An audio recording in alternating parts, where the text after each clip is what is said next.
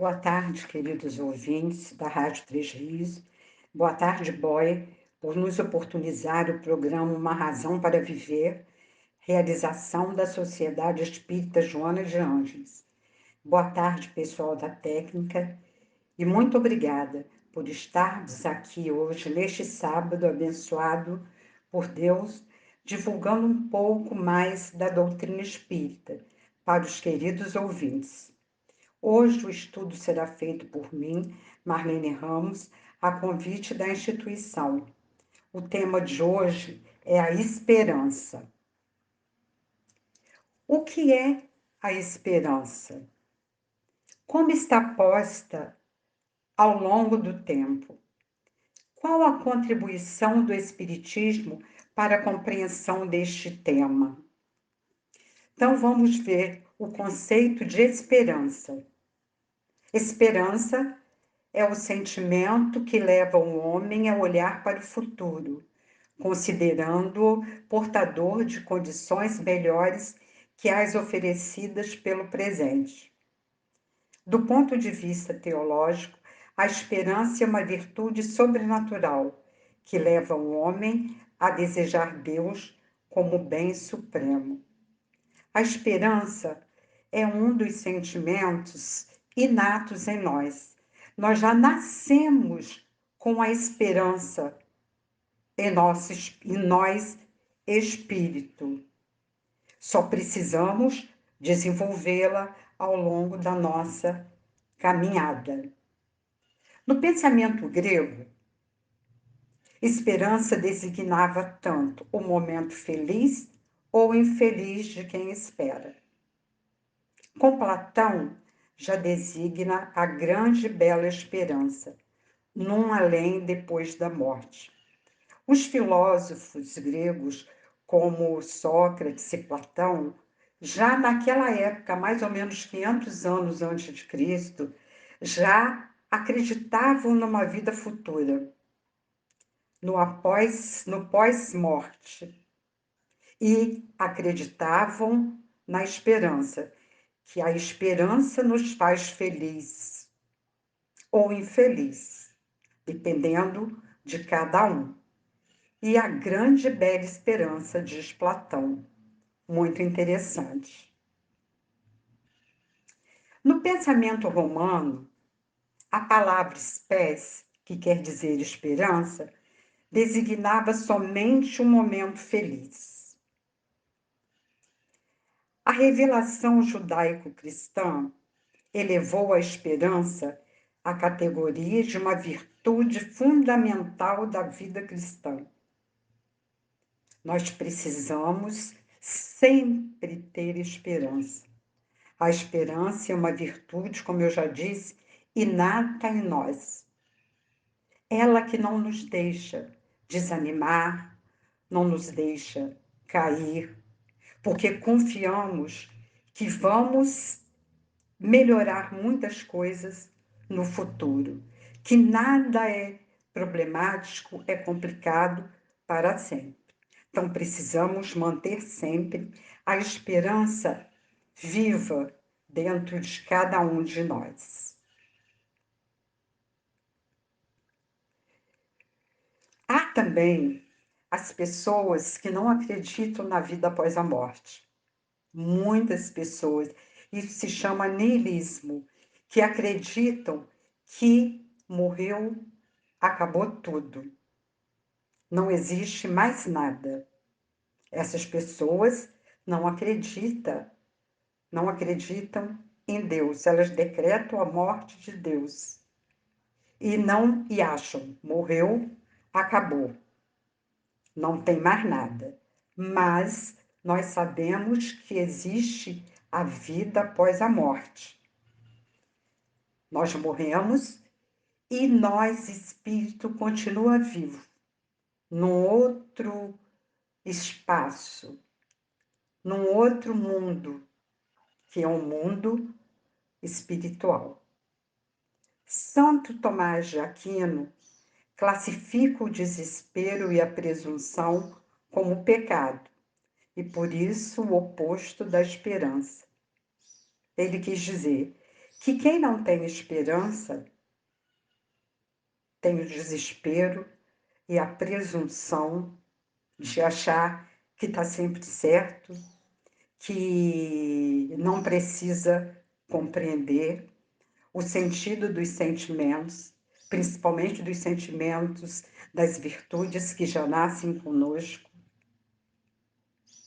O desespero, como Santo Tomás de Aquino fala, é a pouca confiança em Deus, o amor próprio, o orgulho pessoal. Vícios são as suas causas. Quando nós nos sentimos muito desesperadas diante de uma situação, nós estamos mostrando que confiamos pouco em Deus. E o nosso amor próprio cai, fica lá embaixo. E o orgulho pessoal. Nós achamos que somos os donos da verdade, que tudo que nós fazemos é permitido, que tudo que nós fazemos é lícito. Mas Paulo diz que tudo nos é permitido, mas nem tudo nos convém. A presunção é achar-se alguém digno de uma posição religiosa vantajosa, sem de fato ser. Vaidade é sua causa. Há muitos religiosos que acham, por estar naquela posição vantajosa, que eles são mais dignos do que as demais pessoas, do que as pessoas que estão à sua volta. Mas não é isso. Esse pensamento é a vaidade. Esses líderes religiosos estão equivocados. Eles estão fazendo da vaidade o seu modo de proceder, o seu modo de agir. A esperança não é uma atitude passiva, mas cheia de vitalidade e de amor. Quem escreveu essa frase é Laim Entralgo, em 1984. Vou repetir. A esperança não é uma atitude passiva, mas cheia de vitalidade e de amor. Então, não é sentir a esperança por sentir. A esperança é movimento. A esperança é atitude. A esperança é ação. Não adianta nós falarmos que sentimos a esperança e estamos jogados em cima de uma cama, não temos força para fazer nada, não queremos fazer nada, porque a esperança, ela é uma atitude ativa, uma ação em movimento, repleta da vitalidade e do amor. Segundo o Espiritismo, a esperança torna-se uma força inovadora. Olha que coisa linda! Segundo o Espiritismo, a esperança torna-se uma força inovadora. É uma força que surge e que ela renova as nossas questões mais profundas, transforma, transforma, nos dando uma força diferenciada, uma força em que nós passamos a confiar, a acreditar que as coisas, as situações difíceis vão melhorar, vão se transformar, porque a esperança renova, inova, transforma, nos conduz com paciência para aguardarmos dias melhores. A expectativa de que a vida continua no além-túmulo e que não seremos levados nem para o céu nem para o inferno, porém conduzidos de acordo com o peso específico do nosso perispírito, dá-nos confiança sem limite na infinita bondade de Deus. Para nós espíritas, o inferno não existe. Nós vamos ter imensas, variadas oportunidades de reencarnar e progredir. Se nós formos conduzidos a uma região de sofrimento, nós não vamos ficar naquela região eternamente.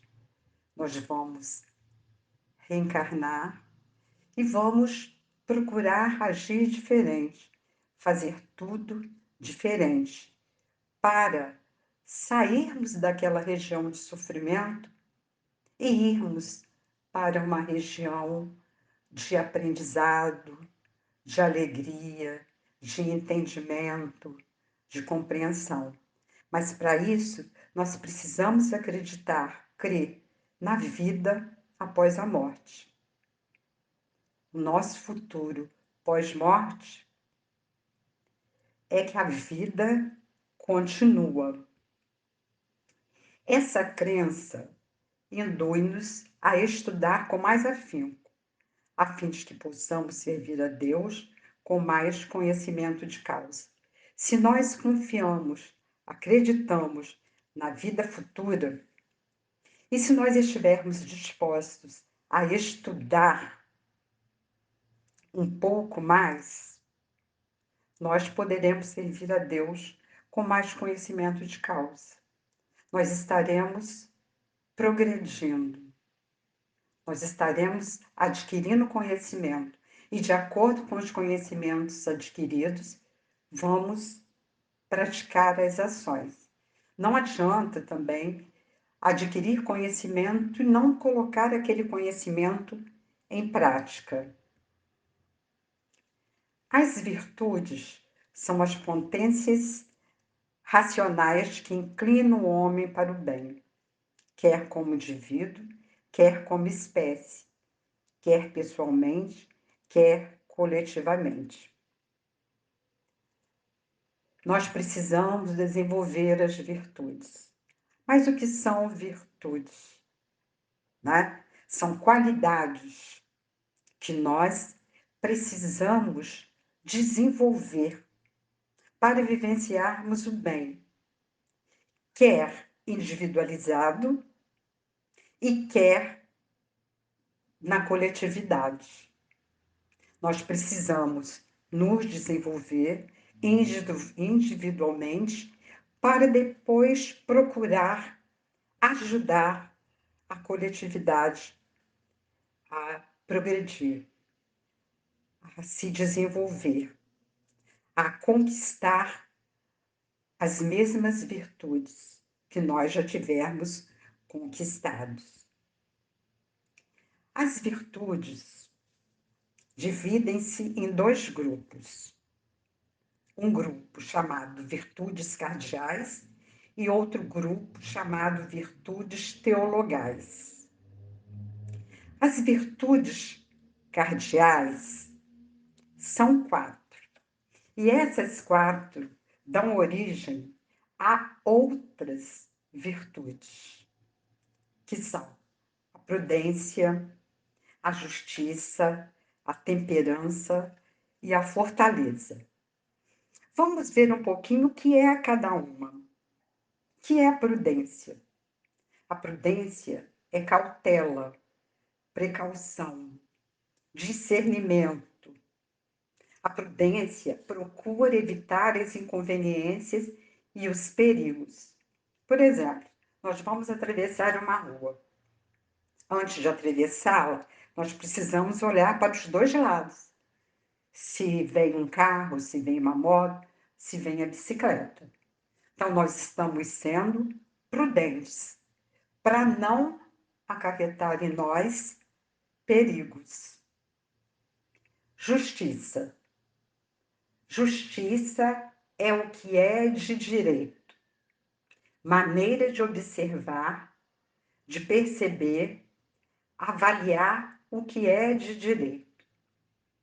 Todos nós temos os mesmos direitos, né? nós não devemos matar, roubar. Aqui está inserido as leis de Deus, as 10 leis naturais. Temperança é virtude de quem é moderado, comedido. Quem tem moderação dos sentimentos, dos pensamentos, ações e controle dos impulsos. Por exemplo, eu como muito, eu preciso moderar a minha gula. Isso é temperança. Se eu bebo muito, eu preciso moderar a bebida. Se eu trabalho demais, eu preciso moderar um pouco o trabalho para poder dar atenção para a família. Então, isso é temperança. E a fortaleza? A fortaleza é a firmeza, força, coragem para enfrentar os obstáculos e cumprir os deveres. Muitas vezes nós achamos que não possuímos coragem, não possuímos força para seguirmos adiante, para lutarmos contra as adversidades, para enfrentar os obstáculos, para cumprir os nossos deveres. Mas todos nós, se nos esforçarmos um pouquinho, conseguiremos. Conseguiremos a força e a coragem suficiente. As virtudes cardeais, que são essas 4, cognominadas cardeais, por serem em redor delas que giram todas as outras. Em torno das virtudes cardeais giram todas as outras virtudes. Alguns exemplos: a paciência, a tolerância, a brandura. E as virtudes cardeais são as virtudes adquiridas. São as virtudes adquiridas. Diferente das teologais. Porque as virtudes cardeais nós adquirimos em cada existência que nós vivemos. Nós vamos adquirindo um pouco de cada vez, até nós termos conseguido conquistar todas as virtudes. As virtudes teologais são diferentes das cardeais, porque elas estão representadas pela fé, pela esperança e pela caridade. E por que são denominadas de teologais? Porque não são produto de uma prática, porque elas não são adquiridas, mas um dom infuso de Deus nos seus filhos. Nós já nascemos com o sentimento da fé, da esperança e da caridade em nós. Só precisamos colocá-la em prática, diferente das cardeais, que são adquiridas com o tempo. Assim, a esperança não é o produto de nossa vontade, mas de uma espontaneidade cujas raízes nos escapam, porque não é ela genuinamente uma manifestação do homem, mas algo que se manifesta pelo homem, porque não encontramos na estrutura da nossa vida biológica, nem da nossa vida intelectual, uma razão que a explique. Santos, 1965. Então, a esperança não é um produto da nossa vontade. Ela já vem, quando nós já nascemos com a esperança em nós. Só precisamos deixá-la desenvolver. Só precisamos deixá-la que ela se manifeste. Porque ela não é encontrada a explicação da esperança na vida biológica e nem na vida intelectual. Porque a esperança, a fé e a caridade, Deus já deixa conosco. já coloca em nós, já nascemos com ela, para colocá-las em prática. Agora vamos ver um pouquinho, falar um pouquinho de cada virtude teologal. A fé. A fé é um sentimento inato ao indivíduo. É o que eu já falei. Nascemos com a fé, com a esperança e com a caridade arraigado em nós. Só precisamos fazê-las se desenvolver.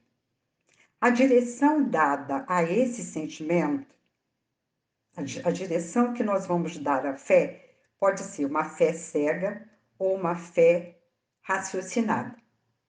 A doutrina dos espíritos nos diz que a fé deve ser raciocinada, entendermos por que temos fé em algo.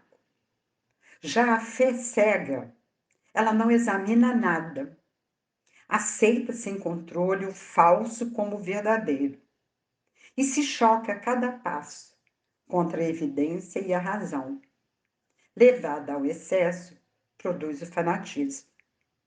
A fé cega, quando é muito exagerada, leva aos que a têm ao fanatismo religioso. E o fanatismo religioso é um perigo para as pessoas que estão à volta desta outra que tem fé cega. A fé raciocinada é a que se apoia sobre os fatos e a lógica, não deixa atrás de si nenhuma obscuridade, cresce porque ouve, cresce porque está comprovado que é verdadeiro. E Allan Kardec escreve no Livro dos Espíritos: fé inabalável só o é a que pode encarar frente a frente a razão em todas as épocas da humanidade. A fé raciocinada é completamente diferente da fé cega. A fé cega leva a pessoa a atos muito comprometedores. Já a fé raciocinada, não. A gente tem fé porque nós sabemos que precisamos ter fé. Temos fé em Deus, porque sabemos que precisamos ter fé em Deus. Temos fé em nós mesmos, porque sabemos que precisamos ter fé em nós. Então é diferente a fé raciocinada da fé cega. A fé raciocinada esclarece muito melhor. A fé cega, não. A fé é a mãe da esperança e da caridade.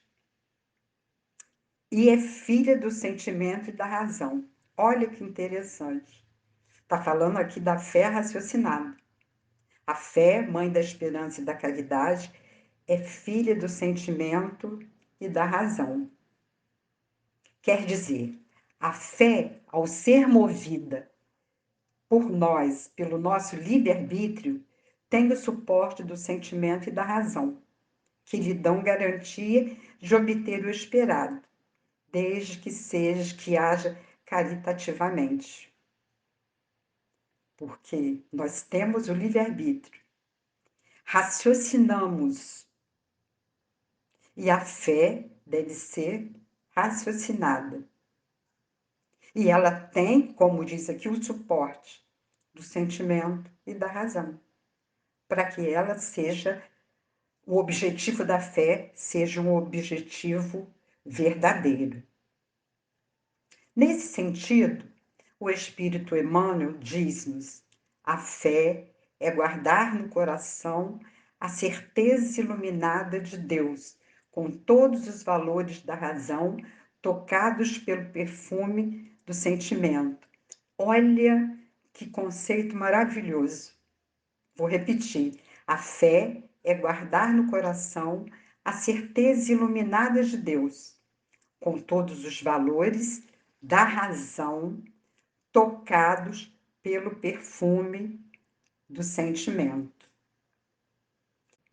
E você que ligou o seu rádio nesse instante, estamos aqui com o programa Uma Razão para Viver, realização da Sociedade Espírita Joana de Ângeles.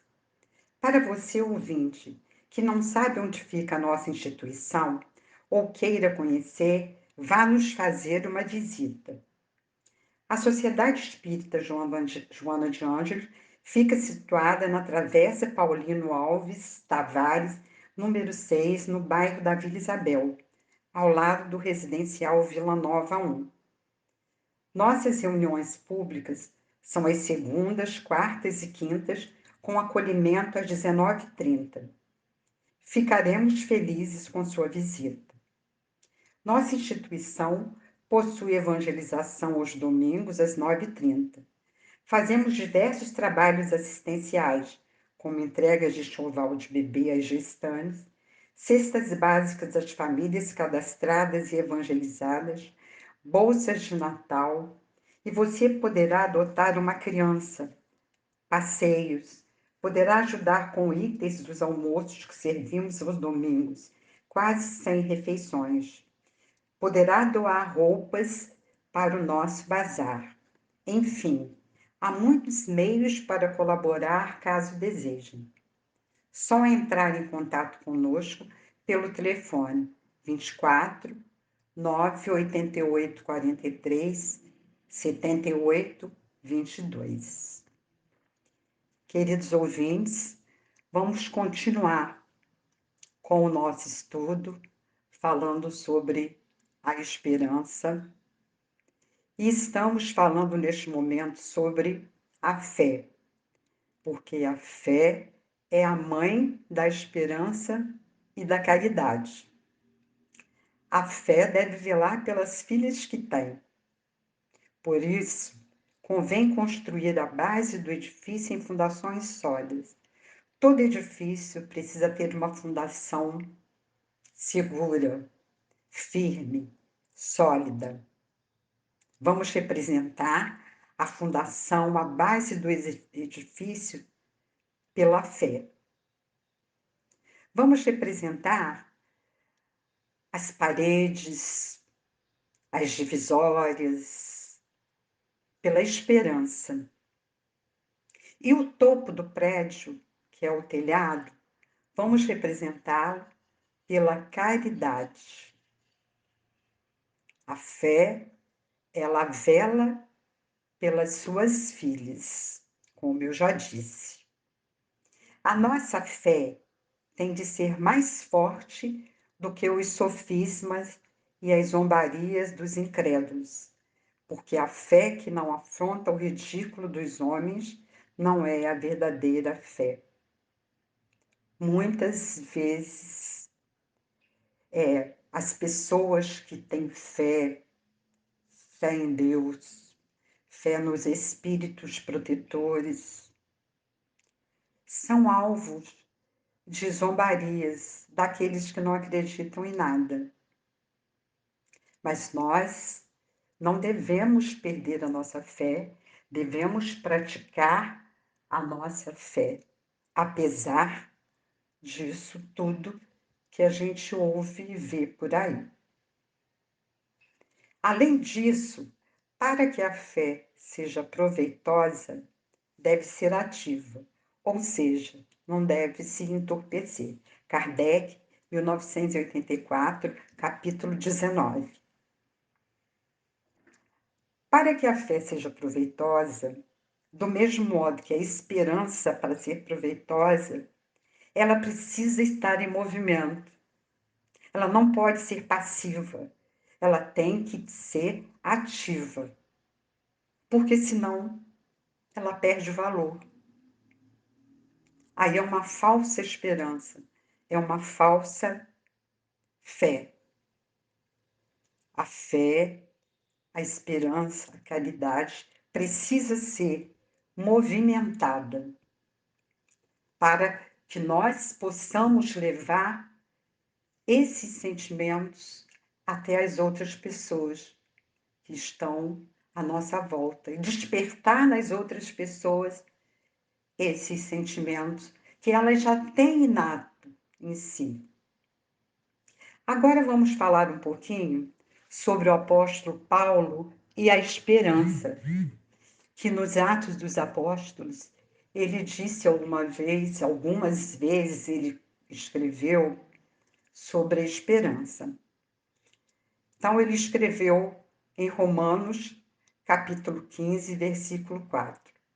Porque tudo que dantes foi escrito para nosso ensino, foi escrito para que pela paciência e consolação das Escrituras tenhamos esperança. Quer dizer, lá atrás, há 2000 anos antes de Cristo, Paulo já falava da esperança. Nós precisamos ter paciência e consolação das Escrituras para que possamos chegar à esperança. É muito interessante essa fala do apóstolo Paulo. Ora, o Deus de esperança vos encha de todo gozo e paz em crença, para que abundeis em esperança pela virtude do Espírito Santo. Carta escrita aos Romanos, capítulo 15, versículo 13. Então, olha o que ele diz. Ora, o Deus de esperança vos encha de todo gozo e paz em crença, para que abundeis em esperança, pela virtude do Espírito Santo. Quer dizer que nós precisamos ter muita esperança, que é a confiança em dias melhores. A esperança não é do verbo esperar, ela é do verbo esperançar. Outra fala dele, tendo por capacete a esperança na salvação. Está numa carta escrita aos Tessalonicenses. E assim, esperando com paciência, alcançou a promessa. Numa carta escrita aos Hebreus. A esperança nos mantém de pé. A esperança nos eleva, nos fortalece para que possamos agir diferente, para que possamos pensar diferente, para que possamos agir diferente.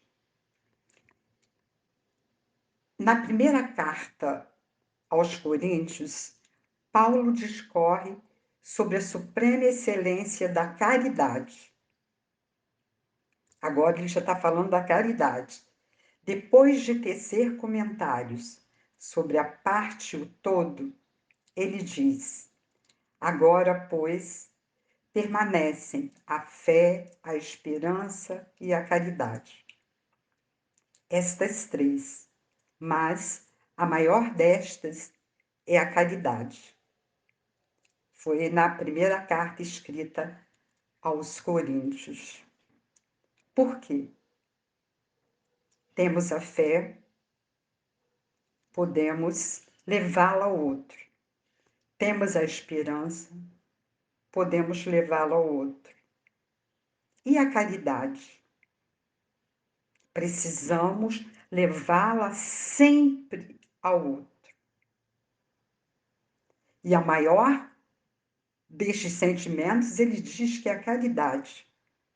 Porque podemos fazer a caridade material, a caridade moral, que é diferente. A caridade material é a caridade do que se dá materialmente falando. E a caridade moral é quando nós auxiliamos de forma concreta a pessoa diante de um problema, diante de uma situação triste. É quando nós ouvimos as queixas daquela pessoa e quando nós possamos ajudá-la naquele momento.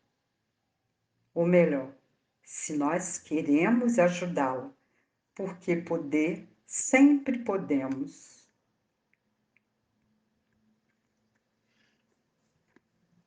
O Espírito Emmanuel, nos livros Vinha de Luz, Fonte Viva e outros do gênero, comenta vários desses versículos.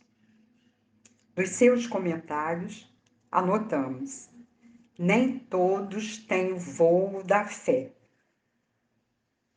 nem todos podem oferecer o pão do corpo, mas ninguém está impedido de espalhar os benefícios da esperança. Olha que lindo! Nem todos têm o voo da fé, nem todos podem oferecer o pão do corpo, mas ninguém está impedido de espalhar os benefícios da esperança. Podemos despertar na outra pessoa a esperança em dias vindouros, em dias melhores, em dias mais tranquilos, em dias em que vamos ter uma vida melhor, um emprego melhor, pensamentos melhores, sentimentos melhores. E ele continua: Jesus espera por nós. É preciso evitar o pessimismo crônico e renovar atitudes mentais na obra que fomos chamados, aprendendo a confiar no divino poder que nos dirige. Também consta no livro Vinho de Luz. Jesus está sempre esperando por nós. Ele deseja que nós possamos renovar as nossas atitudes mentais e confiar em Deus, crer em Deus com muita fé, mantendo a esperança dentro de nós. Se nós confiamos em Deus, nós nos sentiremos mais tranquilos diante das situações difíceis da vida, porque a fé, a esperança faz com que nós podemos alcançar a resignação diante das inúmeras dificuldades que vivenciamos, porque estamos no mundo de provas e expiações. O mundo de provas e expiações é um mundo de sofrimento, onde nós estamos para aprender e para reparar as faltas do passado. Se não fosse isso, nós não estaríamos aqui. Nós estaríamos em um mundo mais desenvolvido. Emmanuel continua: o capacete é a defesa da cabeça em que a vida situa a sede da manifestação do pensamento. E Paulo não podia lembrar outro símbolo mais adequado à vestidura do cérebro cristão, além do capacete da esperança na salvação. Porque Paulo diz lá atrás, ele fala do capacete. E aqui, Emmanuel está fazendo um pequeno estudo sobre a fala de Paulo. Porque na nossa cabeça é que está situada a manifestação do pensamento. E Paulo não podia lembrar de um símbolo mais adequado, que fosse o capacete da esperança na salvação de nossa alma. Porque nós somos almas encarnadas na Terra para aprender o que nós ainda não conseguimos aprender em existências anteriores e para reparar faltas do passado. A esperança, sendo algo infuso, quer dizer, algo que já nascemos com ela, faz com que o nosso pensamento ultrapasse tempo e espaço e penetre na imensidão do espaço infinito. Porque a esperança é algo que já nascemos com ela, infusa em nós, inato em nós. E ela faz com que o nosso pensamento ultrapasse o tempo, ultrapasse o espaço e penetre na imensidão do espaço infinito. ela vai conosco.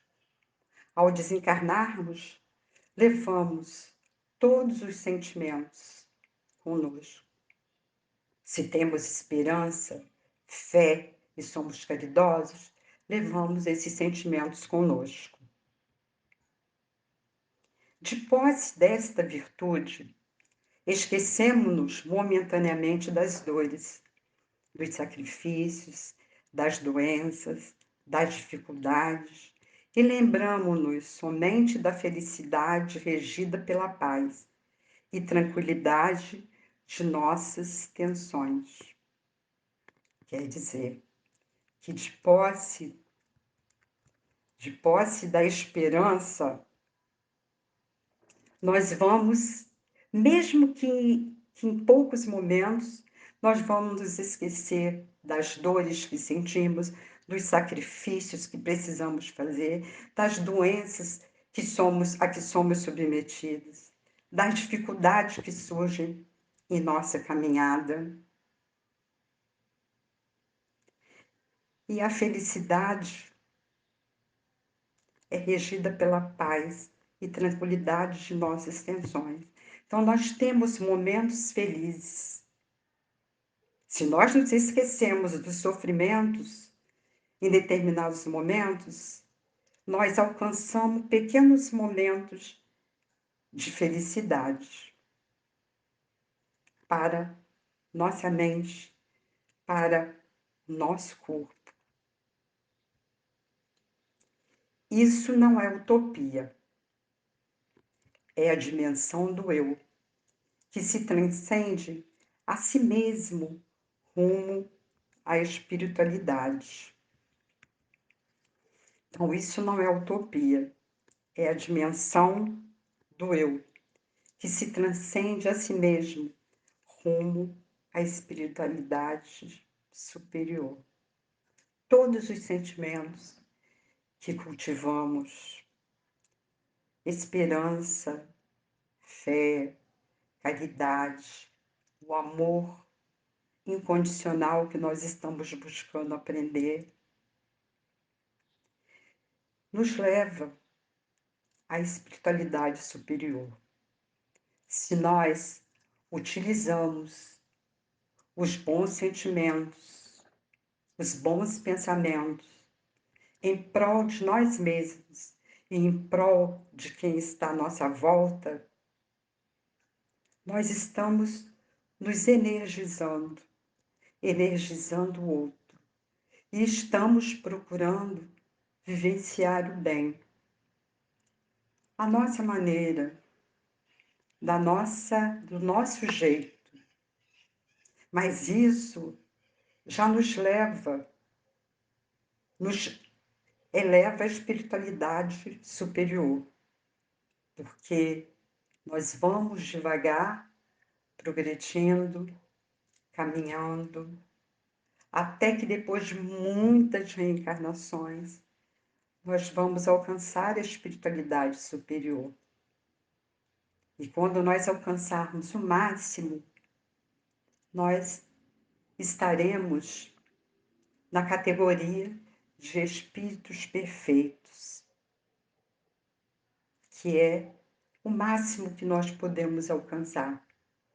Todos nós seremos um dia espíritos perfeitos, mas depende de nós agora, da nossa melhoria nessa atual reencarnação. Quanto mais nós aprendermos, quanto mais nós nos responsabilizarmos, quanto mais nós agirmos em prol do bem, nos tornando homens de bem, nós vamos mais rápido alcançar a classificação de espíritos puros. Olha que Jesus já é espírito puro há muito tempo atrás. Eu ouvi um dia desse uma palestra do Haroldo Dutra e ele estava falando que há no universo cidades de espíritos puros, espíritos dedicados ao bem. São muitos espíritos. Na cidade só tem esses espíritos. Em várias cidades, em cada país tem a sua cidade. Tem esses espíritos reunidos, auxiliando o progresso do planeta, auxiliando o progresso do universo em si. E nós podemos ser uma pequena alavanca em rumo ao progresso. Somos espíritos que ainda estamos no mundo de provas e expiações, mas nós podemos começar a nos desenvolver hoje para que na próxima existência nós estejamos bem melhores. Mas para isso, nós não devemos perder a esperança, nós não podemos perder a fé. Nós precisamos deixar o amor crescer em nós, aumentar a cada dia, para repartirmos o amor com as pessoas que estão ao nosso redor, para multiplicarmos o amor em favor daqueles que estão se sentindo tão abandonados, tão solitários. O amor é a chave mestra que abre todas as portas. Cultivando a esperança, a fé, a caridade, nós alcançaremos o amor pleno, o amor incondicional. Porque quando Jesus aqui esteve, ele veio nos ensinar o amor incondicional, aquele amor puro, dedicado a todas as criaturas, sem escolher a quem doar aquele amor. E os espíritos mais problemáticos é que precisam receber mais amor para que eles possam se transformar, deixar a vida equivocada e partir rumo à vida no bem, porque todos nós seremos um dia verdadeiros homens de bem. E a doutrina espírita, ela nos consola, ela é altamente consoladora. A doutrina espírita nos consola e nos convida a sermos homens de bem, a praticarmos o bem de maneira total e irrestrita. A doutrina espírita nos ensina que ela é um consolo por nos ensinar que, apesar dos tropeços do passado, ninguém vai para o inferno e que podemos corrigir esses erros agora e evitar a dor amanhã. Mas ela também é um convite a sermos melhores hoje do que fomos ontem. A beleza de tudo isso é extraordinária, porque quantas oportunidades nos são oferecidas para novos recomeços. Mas precisamos confiar em nós, na nossa capacidade de superação. Devemos manter esses sentimentos ditos, estudados dentro de nós, para que possamos seguir em frente com o coração leve e para que um dia possamos alcançar as paragens mais tranquilas. Mas para isso, nós precisamos evoluir espiritualmente. Assim, queridos ouvintes, agradeço a companhia de todos vocês, o carinho da audiência, desejando que Deus abençoe a todos, que a paz e luz, com boas vibrações, cheguem nesse momento no lar de cada um. Estamos encerrando o nosso estudo. Um forte abraço para todos vocês. Fique com Deus e até a próxima.